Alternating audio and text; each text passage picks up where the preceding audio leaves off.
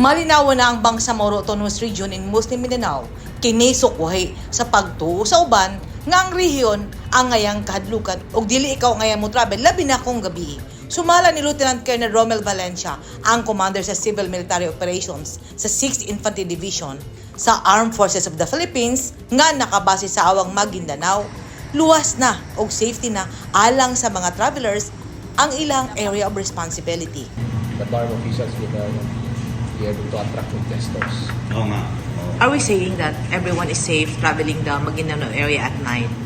Yes, ma'am. It's very safe traveling at night. As Sir would attest, pag travel po dyan ng gabi, napakaliwanag na po ang daan ng National Highway. So we're encouraging everyone, you can travel from General Santos City to Cotabato at night Yes, ma'am. with this kind of security that you gave. Yes, ma'am. Yeah, very safe. Of course, hindi rin kami nagko-convince. Nandiyan pa rin ang mga tropa natin, yung mga checkpoints pa rin. Yeah. Pinakalapad pa rin. But, very safe. Will this bring development to the BARM?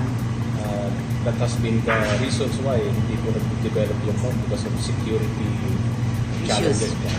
Now, with the security is improving, hopefully peace and development would go hand in hand now here in Central Mindanao, in farm, in particular.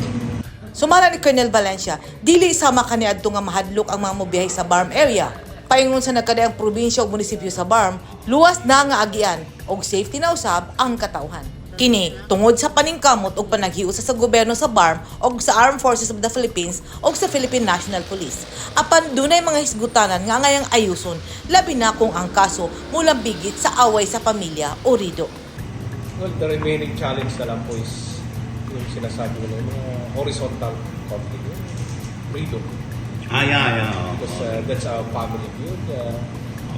Hindi naman po kami basta-basta pumapasok yan. And in coordination with the BARM also, the Ministry of Peace and Order ng BARM, hopefully maayos din natin ito. Customary naman yung approach sa Rido. Yes, ma'am. Very customary po ang pag-approach natin.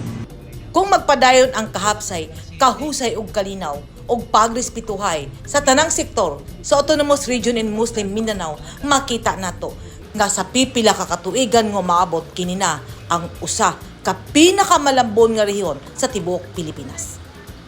Kagabi, 4 ka oras namong gibaybay ang dalan gikan sa General Santos City paingon sa Cotabato City.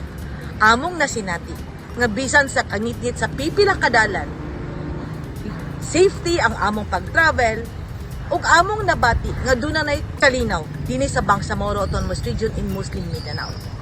Matud pa sa mga kadagkuan sa BARM, you can now invest in BARM ug amo ka nang nakita nang hinaot kami ug ang katawan sa Mindanao nga unta masinati sa katawan sa Mindanao ang gingong tinuod nga kahusay ug kalinaw ug iduso ang development alang sa katawan dili lang dinhi sa BARM kundi dili sa tibok isla sa Mindanao.